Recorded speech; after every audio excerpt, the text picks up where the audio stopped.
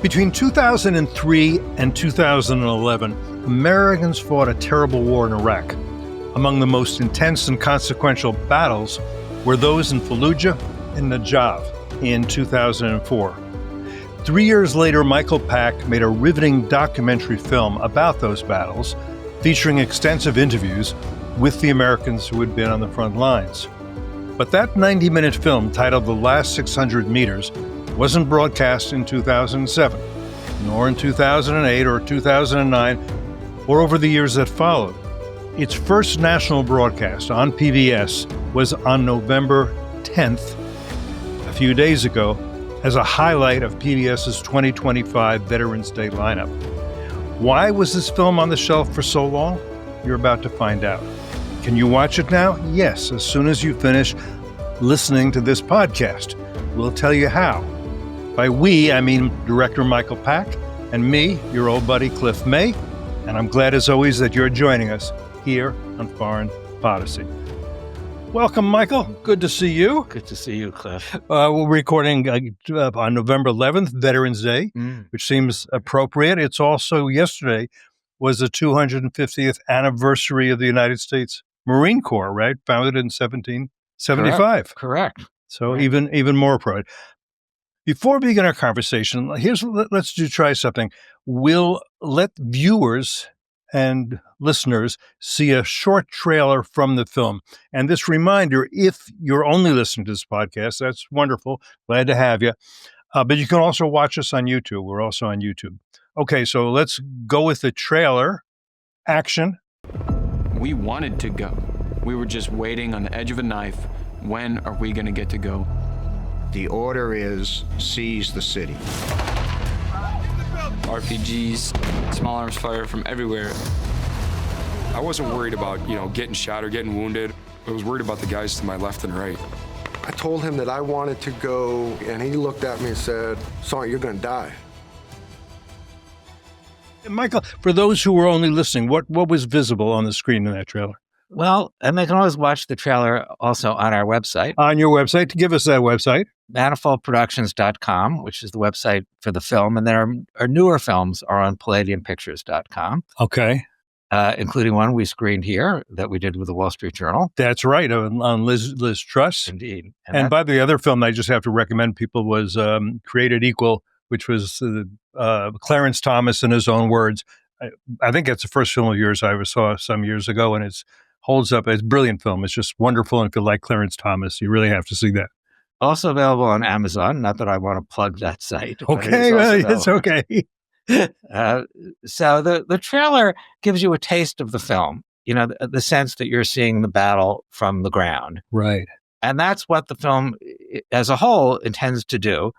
It's called The Last 600 Meters, as you know, because a Special Forces sniper says, "I don't make foreign policy, I deliver the last 600 meters of it," which is what he could see through his sniper scope. Right.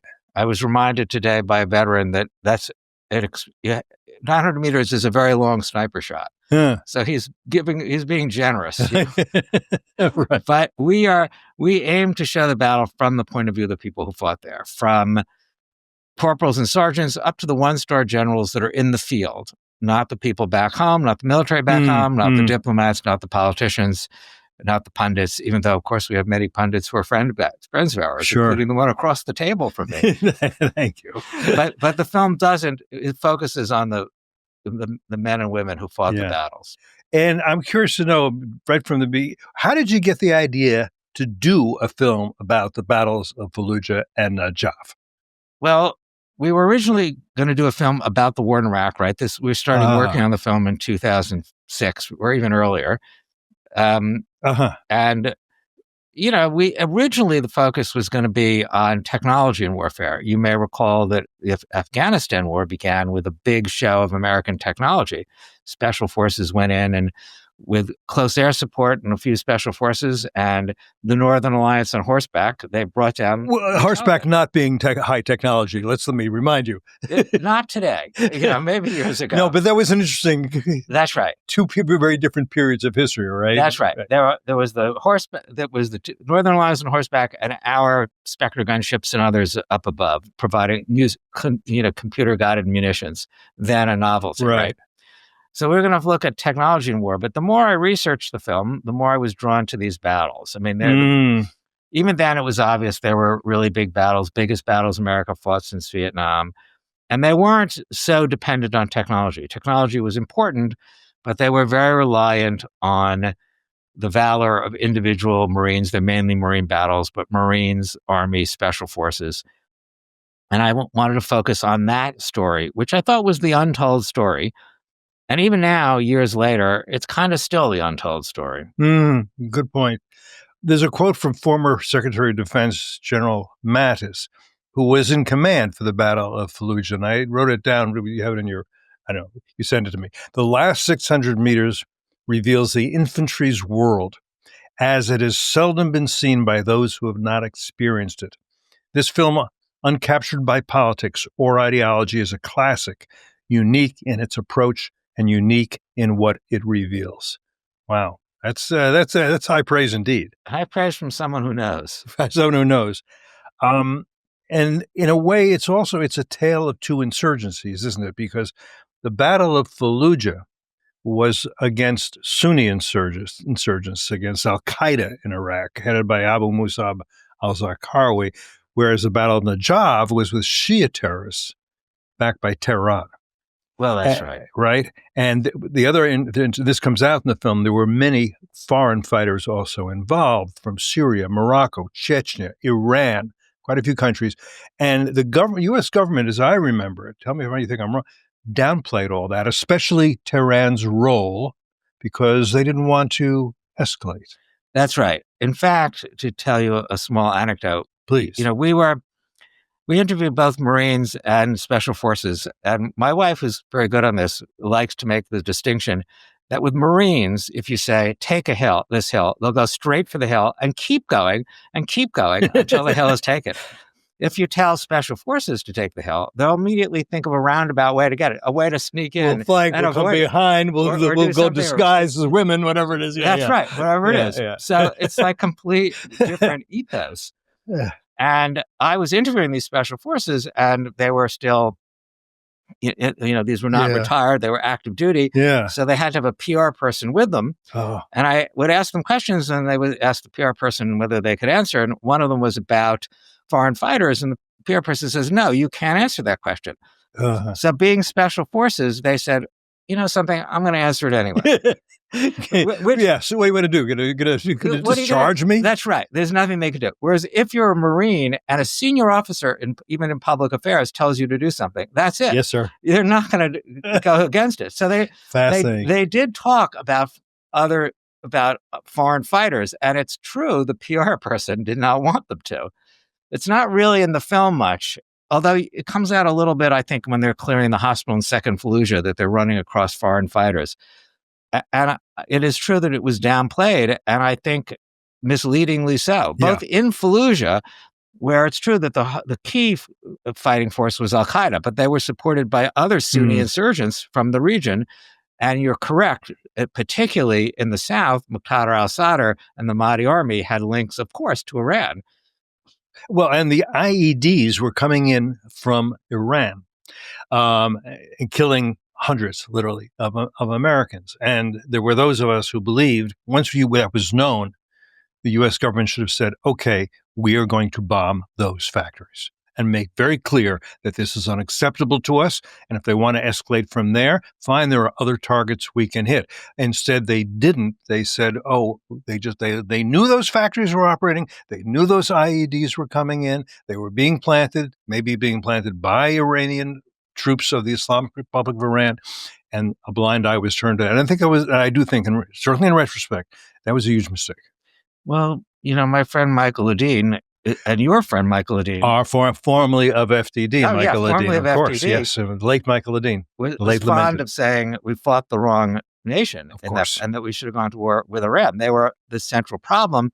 Yes. The idea, the real justification for the war in Iraq, as you obviously remember, is not only weapons of mass destruction, but state-sponsored terrorism, sheltering terrorists, which kind of gets lost in the historical record. But what is the biggest state in the region in terms of sponsoring terrorists? In the world. It's not a big contest, It's a long way from number one to number two. And so Iran made more sense, but it didn't happen until, maybe now President Trump is standing up to Iran, now 20 plus years later. So Yes, right. By preventing the Islamic Republic of Iran from getting a nuclear weapons capability, indeed. and the ICBMs to send those nuclear weapons anywhere in the world. Very, very, very important. And Israel isolating them by going after their proxies in a concerted way that hasn't been done to Iran in all those intervening years. And those proxies are pretty much all major terrorist organizations: Hezbollah, Hamas, Palestinian Islamic Jihad, the Houthis. I mean, this was a very clever strategy that the Islamic Republic of Iran, probably Qasem Soleimani in particular, came up with, devised, and implemented.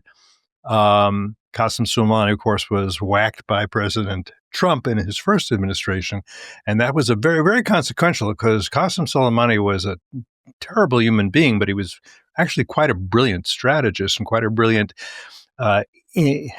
implementer of interventionist strategy and the war that the Islamic Republic of Iran was waging against Israel as an outpost of the United States, in their view. Absolutely. We are contemplating a documentary on him. He's a unsung villain. If you can have an unsung villain, if there are unsung villains, why not, right? I like that. He's an undersung villain, in that, he is responsible for the brilliant strategy of working through those terrorist organizations. Brilliant in the sense of the Ring of Fire, the proxies. The octopus, the head will sleep. That's right. But the tentacles will. That'd be a great documentary. It's a great documentary, important topic. So, to be considered in the future. Yeah. Okay. Very good. But I do want to say to your listeners, we talk about politics, as we do all the time, constantly, Cliff. But the film, as General Mattis correctly says, strives to not be ideological and not go into why going to war good or bad. What's its politics? It's a better film for that. It's a more long-lasting film because it's a film. We'll talk more about this, but it's a film about war. It's a film about Americans at war. It's about our approach to war. It's about Marines and Special Forces. It's really that's what it's about. It is, and that's actually interesting. One of the reasons you can show it was made in 2007. You can show it now, and it's not at all dated, is because it's not about politics. It's about something much more. I don't want to say eternal, but long-lasting. Yeah, it doesn't have a shelf life. I think we captured the spirit of these battles, and 10 years from now, if people want to look back, they can look at this film. All right, I guess so. I guess now I guess you got to tell people, why did it not get shown after it was made? Because the Corporation for Public Broadcasting not only approved it but funded it. No, Corporation for Public Broadcasting, which is primarily a funder, funded it. It was the principal funder, and then two small foundations as well. And we did the interviews in 2007. It was really finished by 2008, we updated it now, but a little bit, but substantially finished in 2008. And PBS originally said it's too pro-military. Too pro-military. Let's linger on this for a minute. Why would you too pro-military? Because you want to say, well, and it's nice we have a military, but not so nice we could do without a military. Maybe we should defund the military. I mean, what is PBS thinking about? What does that mean, too pro? It's not pro-military in the sense of every nation needs to have a military. I don't know why Liberia doesn't have one. I don't know why. It's not that. We're talking about too pro-American military. Well, that's right. True pro-American military. I mean, over the years, and we pitched it to them again and again, they came up with different reasons. They saw it. They got to, well, obviously they did. And then they said, ooh, too pro-military. But they never said it was a bad film. I've had over 15 films on PBS. They can't say they're bad. They didn't say this was bad. At one point, they sort of accused me of using special central casting and culling these interviews to get a more favorable look from these Marines. So the pro-military in that way, making them look good. But I don't have that power as a director. You've known me. I can't quite pull that off. Well, all right, I got two comments. One is that they have a point. it's amazing to me the extent to which the people, the guys you interviewed, these Marines and Special Forces, look like they were sent from hell. They're so good looking. They do they're have so, that point. I mean, and they're very articulate. Yes. Though I want to give you credit for this too, because all the interviews you did with them, and your style on this, which I really like, you did it with Clarence Thomas too. We don't see you on film. We don't hear you on film. We don't hear the questions. We just hear their answers. Yeah, looking right at camera. Looking right at camera. And you're very good. And I say this as somebody who was spent a lot of years in journalism. You draw them out. They feel comfortable on camera, which is not easy to do. And they feel comfortable with you. And they tell their stories. And they are, again, if they had been from central casting, if they had their lines written for them, you kind of couldn't have done better. That's part of what's amazing about this. Well, that is, PBS responds to that. But to get them to talk is also a challenge. I mean, you have to spend a lot of time with them before you film. Getting them comfortable, talking them to trust you, and that's what that takes. Yeah, really. yeah. But it's a privilege in making these documentaries to have the time and funding to do the film right and to spend the time with them and to make the film, craft the film the way you want. So yeah, they are very articulate. But look, the way we made the film, but that shouldn't be a criticism. Yeah, it's not my fault. And we made the film by finding the footage that we thought was important. And how did you find that footage? That's also interesting because the footage is really good. I mean, it's a war movie. If this were, Full Metal Jacket or something, you're seeing the real thing. You're not seeing dramatizations, recreations. It's the real thing. How did you get all that good footage? Well, we had all these archive researchers. One of the things about making film is you get all the credit at the end, and all the people who helped you, they're forgotten. But the archive researchers did a great job, and the footage comes sometimes from combat cameramen like Jan Bender in the Second Battle of Fallujah, who was a Marine sergeant and a combat correspondent.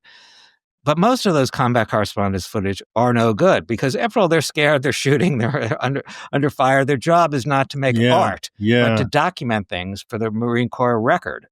Jan actually was an artist, and he took great footage. And he's in one of the characters. He's one of the people you interviewed in the film as well. Yeah. He's in the film. He's, I think, one of the best, one of the most articulate among these articulate Marines. And then we got footage from heroic photojournalists, independent journalists. I think single out Lucian Reed, who took these photos of Hell House at the end of the Second Battle of Fallujah. Marines are going into this kill zone, but so is Lucian Reed under fire with his camera and is thinking to take beautifully composed photos at the time he's being shot. Wow. So these are Lucian Reed, Jan Bender, they're the heroic sources of my footage. They should get the credit. We just found it.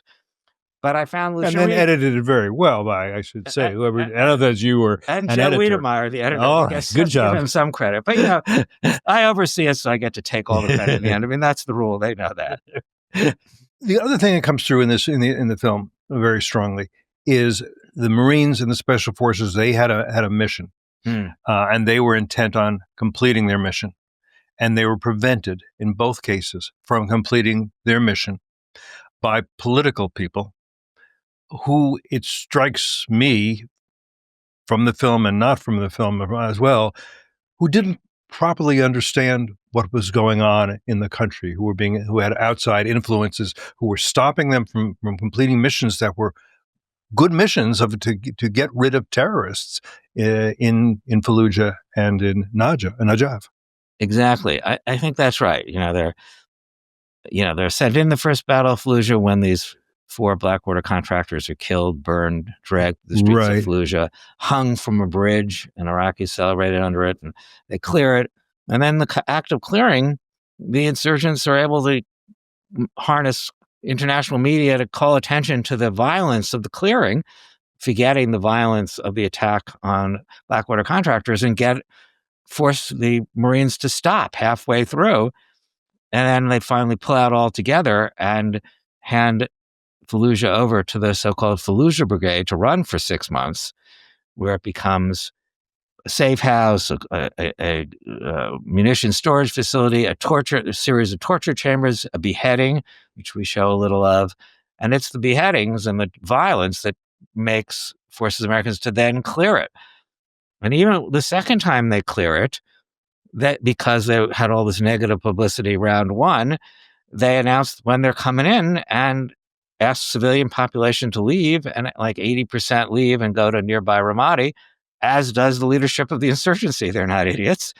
And the people behind are the insurgent foot soldiers who are instructed to kill as many Marines as they can before they're killed. And they take as many drugs and amphetamines, and who could blame them? I mean, so, and that's their mission. And, then the Marines do succeed in clearing it. And then what? And as Colonel Buell says, maybe we should have pushed further into Ramadi. And if that's where the leadership is, why don't you want to get them? And you allowed them to leave by giving them this warning. A lot of echoes of what's happened, of course, with Israel and Gaza. There are a lot of echoes, and Hamas's strategy is very similar to the insurgent strategies in Iraq. Why wouldn't they have learned from that? Why wouldn't they? And the Americans warned. They didn't. The Israelis do even more to warn and get any non-combatants or those who don't want to fight out of the way. I mean, in Gaza City, which they didn't go into, fully, something like 800,000 people, left when they said, we are going to come in. Please, if you don't want to fight us, just leave. Now, we think in that case that the terrorist leaders were mostly in the tunnels because you had this extraordinary subterranean fortress, larger than the London Metro, the London Underground in Gaza. It's the most extraordinary. Anyhow, I'm digressing, but it's relevant, because it has to do with the Western way of fighting nowadays, different from what it was in World War II, say, which is to take such extraordinary measures in order to spare non-combatants and collateral damage. And there's no avoiding that, and all the traps and all the military dilemmas that it thrusts you into are there. I mean, and Donald Trump is dead set on not getting involved in a war like this again, but sooner or later, I predict America will get involved in a war like that. It's very hard.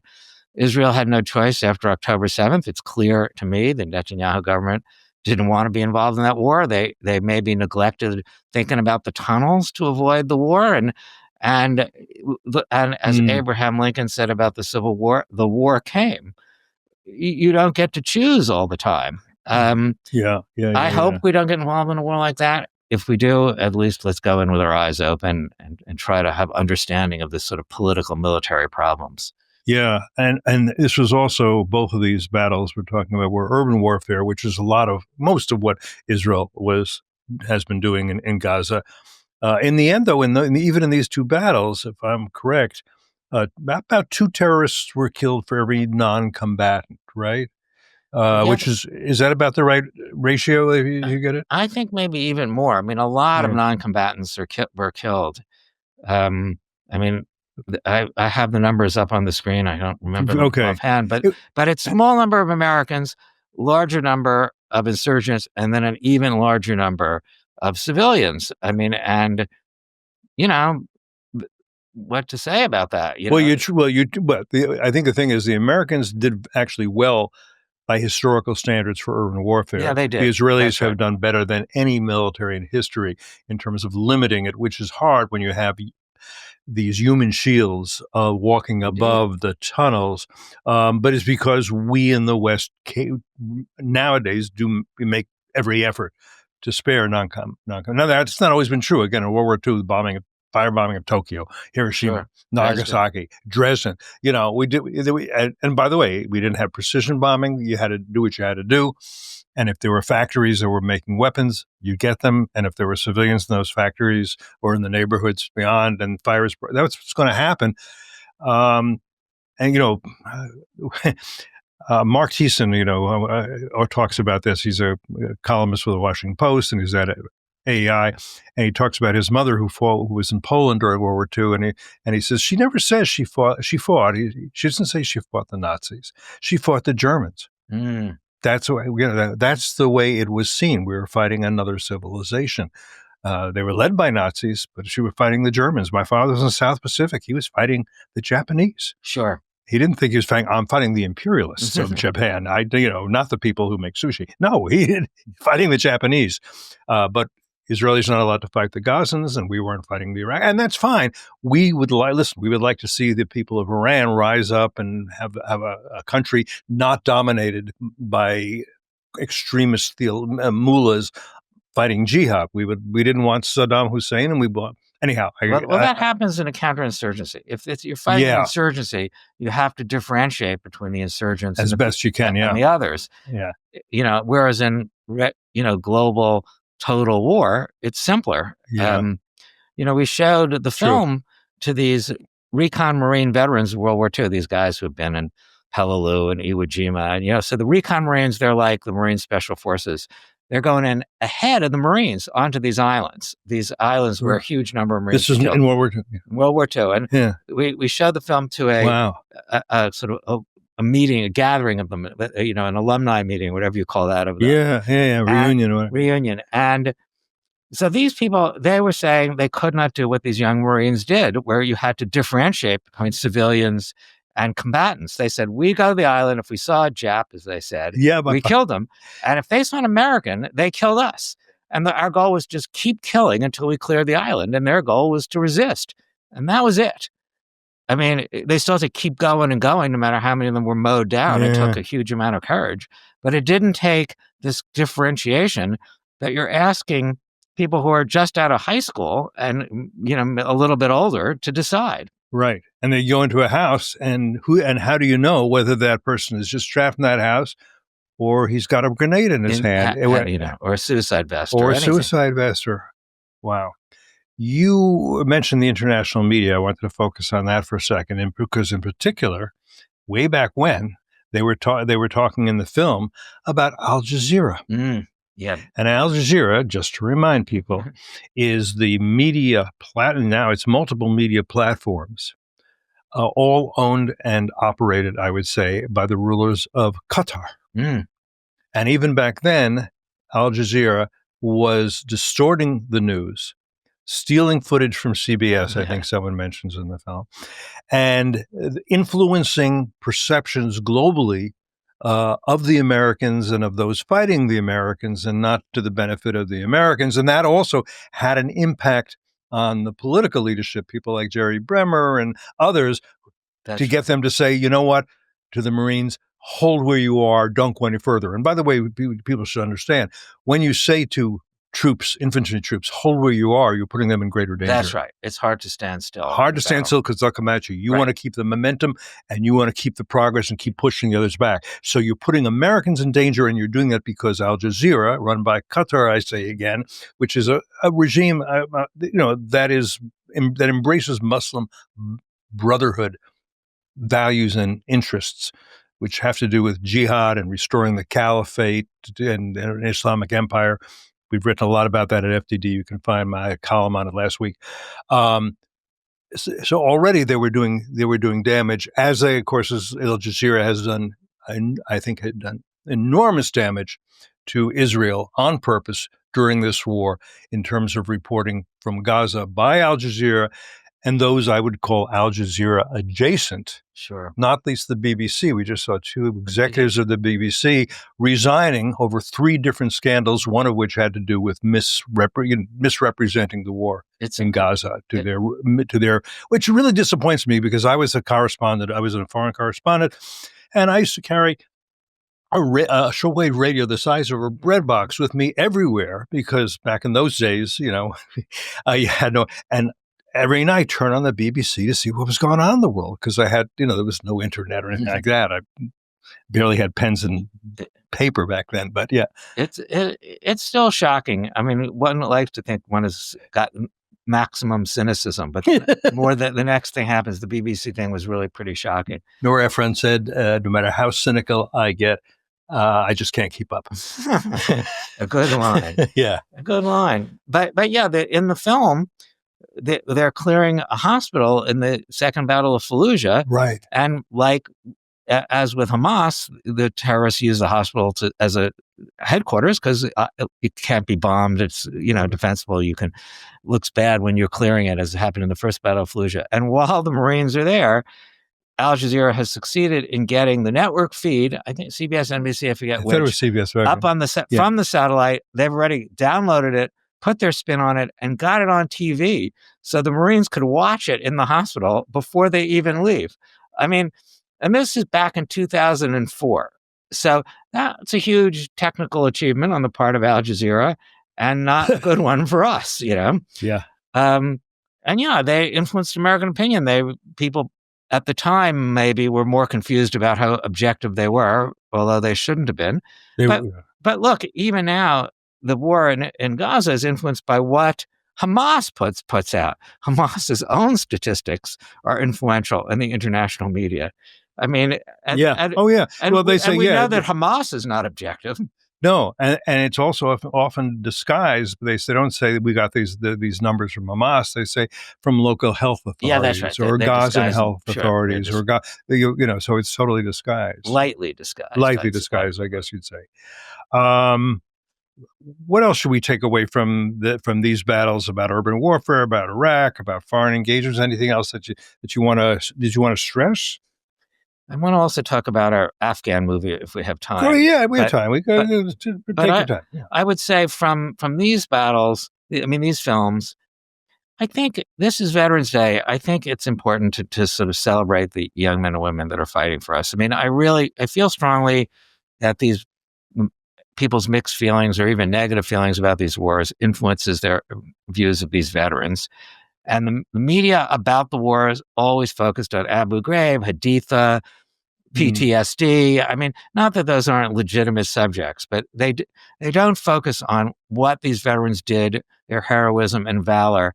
And they have to at least look at that too. These are the biggest battles we thought since Vietnam. We should at least know what happened there. And that's what my film intends to give you. I think you said, somebody said it was a pro-war film, and then you said all films about war are anti-war, or maybe you quoted something. I think Spielberg said that, okay. Yes. Yeah. And that's true. Yeah, and that is true there because it's dreadful, although I would say, and particularly around Veterans Day, watching these guys and hearing these guys and seeing what these made me proud to be an American. Yeah. Made me proud of the American military, where my father served, where my son served. I didn't, regrettably, but it made me proud to see them. I was glad that they're on my team and I'm on their team. Well, I think it's still pro-veteran and pro-military. Yeah. I mean, it was pro-military. They were right in that way. Well, I mean, that's the thing. Yeah. But it's not pro-war. But is PBS different now that they allowed it, or because it's the Trump era? I say that the president of PBS, Paula Kerger, herself made this decision. Okay. I consider it a courageous decision to reverse 17 years of no. Kudos to her. She watched it. She looked at it with fresh eyes. She felt that it should be on Veterans Day. And I think that she did that knowing that part of the story on podcasts such as this is going to be why did it take 17 years? Right. So even knowing that, which made it harder to say yes, she said yes. So How long has she been in the job? A long time. Oh, she has been. Okay. A long time. Maybe even back to the beginning of this film. Okay. But it doesn't usually. You're right. It doesn't always rise to the level of the president of the network to decide what one show to put on. Right. And it hadn't previously, and Paula looked into it herself. Okay. I also I want to tell you this. I went to a lunch just a few days ago for Barham Saleh. Okay. Barham Saleh, you may not know the name, but I'll remind you. He was a former president of Iraq. And he's a Kurd, and he's a Kurdish leader. And frankly, I've known him for more than 20 years, not well, but I've known him. He's a brilliant, wonderful, interesting pro-American man. I like him a lot, a Kurdish leader who was a president of Iraq. And it was off the record, but he won't mind me saying this, I think. He said the Iraq war was not the success people hoped for, but neither was it the failure many people think. And he pointed out that we have a democratic system in Iraq. It's not perfect by any means. But he said people are soon to go to the polls for a national election for the 6th time. Not a lot of countries in the Middle East you can say that about. Israel maybe, and they do it within about a 5-month period. But be that as it may, other countries don't have elections. I think a huge part of the problem was that we left way too early when President Obama and Vice President Biden, who was put in charge of that, pulled out of Iraq, where we were acting as the honest brokers among the Kurdish, the Shia, and the Sunni, and keeping a lid on things. And following the surge, we had severely suppressed the Islamists. And after we pulled out, of course, the Islamic State arose, which President Obama said, it's just a JV team, don't worry, if you remember. Yeah. But it was also when you were leaving like that, after we had built a huge embassy, an embassy compound, you were, in a sense, saying to the Islamic Republic of Iran, we'll leave the lights on for you. Indeed. And they did. They came in, and they have been a huge influence there with their own Shia militias and other things. Now, because of the 12-day war, the Islamic Republic of Iran is weaker now, which may give the Iraqis a chance to establish their sovereignty and independence separate from the Islamic Republic of Iran. I think they need some American help to do that, but I think it's possible, and we should, because it is not a failure, but it could be more of a success with given some help. If we had pulled out of Japan right away, or out of Germany right away, instead of occupying for years, Or Korea, or South Korea, where we have been since 1953, currently about 28,000 American troops. Korea, you would not be buying Hyundais right now. You would look like North Korea, right? Yeah. So anyhow, I think all that is important. All right, talk about, you want to talk about Afghanistan? Yeah, and the end is very different. I mean, you can't say Afghanistan is anything other than a failure and a disaster. It was a capitulation. It was a surrender. The Taliban were in charge before, and the Taliban are in charge now. So Iraq, it's a more complicated picture, as you just outlined, but Afghanistan, that's a tragedy. And our film, it's one of these short films that we're doing with the Wall Street Journal. You do a number of opinion films with the Wall Street Journal Yes. editorial page, which are wonderful and people should watch also.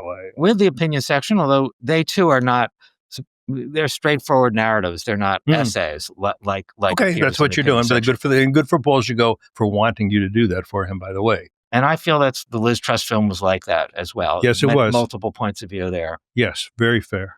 And so we are going to tell this from multiple points of view, from the Joe Biden's decision in April to go to zero to the last American leaving at the end of August of 2021. And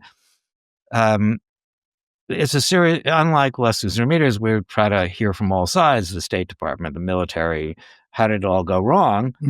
But I just think on Veterans Day, I want to honor the Marines that stood at Abbey Gate. They're the ones, the 13 servicemen that were killed, but they're the young Marines that had to stand there and make life or death decisions for days after the airport was overrun. And they do not get the credit they deserve. We interviewed one of such Marine, Joe Laud, who has a foundation to help Abbey Gate Marines. And I think they're a special category because they suffer from, moral injury. We're defined as having to witness or participate in something that runs against your values. Not just a horrible thing that causes PTSD, like seeing your buddies killed, but having to do something you think is wrong. And the classic example at Abbey Gate is, once the Americans were departing from Hamid Karzai International Airport, and the gates were crowded with Afghans trying to get out to avoid being massacred by the Taliban, Marines had to stand out the gate and, with conflicting advice from the State Department, decide who to admit. So they would have to let some people in. And in some cases, Joe talks about walking back women and children to the gate, not letting them in, knowing the Taliban are going to kill them. So what's it like? You're a Marine, and he was, I don't know, must have been 18, 19 at the time. You do this because you want to help women and children especially, but everybody. You become a Marine. Yeah. It's like your son in the military. You want to help people. So to take them out to the gate, knowing they're gonna to their death, it's something, a special kind of horror. And these Marines stood there day after day after day, up to and beyond the Abbey Gate bombing. And I think they deserve special memory here on Veterans Day. They're not the Marines that get celebrated because it wasn't a victory and it wasn't really a battle. I mean, they're not even like Fallujah. So I just feel strongly that they do not get the credit that they deserve. And I hope this film we make with the Wall Street Journal helps in that process. And by the way, it's another example, like Fallujah, like Najaf, where the the political types, the policymakers, they screwed it up. No. They didn't do their job. The men in uniform and women in uniform, they were doing their job, but the policymakers did it wrong. I would say on every level, whether it's giving up Bagram, listen, my view, and I stated, is we were doing okay in Afghanistan. I mean, the whole country wasn't great, but the Taliban was not in any urban center. It was out in the sticks and the boondocks. That's all it was. It was just subsisting. And in Kabul, women were showing their hair if they want to, going to school if they want to, working in the government if they wanted to. People were, it was pretty free. You had to worry about terrorism because they could get in. I mean, when I went to Afghanistan with the military, they put a lot of body armor on us as we went to the restaurants and stuff. But it was, I mean, it was okay. It was worth keeping 5,000 or 10,000 troops there to build on what you had. It is surely worse now. But if anyone listening knows an Abbey Gate Marine, we still want to do an interview. I'd like to interview more than the one that we got. You bet. They could find us at palladiumpictures.com. But yeah, it's these are tragedies, and they're usually borne by young Marines and soldiers at the tip of the spear. I mean, so yes, it's a complicated picture. I think we try hard to give these people who are the different forces making these decisions a chance to make their case. And, it's not so easy in retrospect to know the right thing to do, and we give them a chance to say. But the net of it is one mistake after another, leaving Bagram, trusting the Taliban to provide security, leaving our weapons behind, waiting a long time to organize the evacuation, etc. So it's tough, and the not having a good plan for figuring out who to evacuate and who not to evacuate. So it's a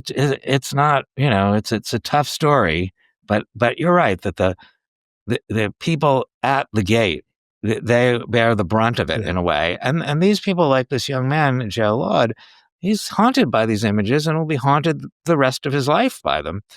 And it's just, without getting even the Fallujah people's chance to be called a hero, because sitting there at the gate, letting some people in and out, it's not heroic, but it is heroic on another level. It's a different kind of heroism, so this is as Veterans Day. Maybe when I do the film, we can have a even bigger talk about Afghanistan, but I really want to honor those veterans. Yeah, our warfighters don't lose wars. Some of our politicians do, and I'm afraid that's one of the takeaways I have from the film. There was a couple of quotes I want to end with because I thought they were so good. In the film, I was jotting them down while I was watching. One about, because it's the 250th anniversary of the Marines, this quote: "We take cocky, arrogant young people and make them cockier and more arrogant." That made me laugh. And the other one was this as a final quote: "You can't control all the shit. You do your job." And Marines have since 1775. It is really true. I mean, it's good in light of their 250th to honor that tradition. America is lucky to have a fighting force like that with those traditions. When you think about the military, if you're like a Robert McNamara kind of systems analyst guy, who needs the Marines? I mean, once upon a time, we needed people on ships that would fight, leap to other ships and fight. Well, we don't do that anymore. So who needs the Marines? We don't need a Marine aviation unit. We've got aviation units in the Navy and even the Army. And so who needs the Marines? It's an illogical force. However, America would be far, far weaker and far less well served without the Marines. They are an asset, a very precious asset, and we should honor them, and not let one of these kind of people who are like run the numbers get rid of them. And there's often every once in a while a desire to shrink the Marines on that thought, but they're really a powerful force. And when you need them, it's good that they're there.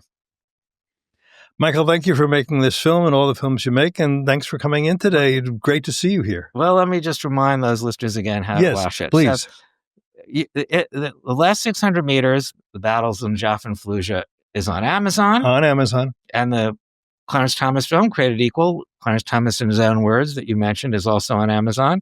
But they can find all of our older films on manifoldproductions.com, the newer films on palladiumpictures.com, including they can apply to our incubator if anyone out there knows young filmmakers that want to get money to make a film and overseen by us. It's open.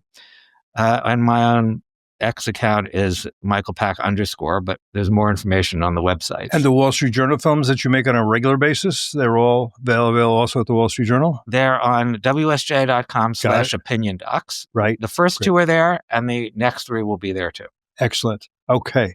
Thank you again, Michael. Thank you, Cliff. And thanks to all of you who have been with us for this conversation here today on Foreign Policy.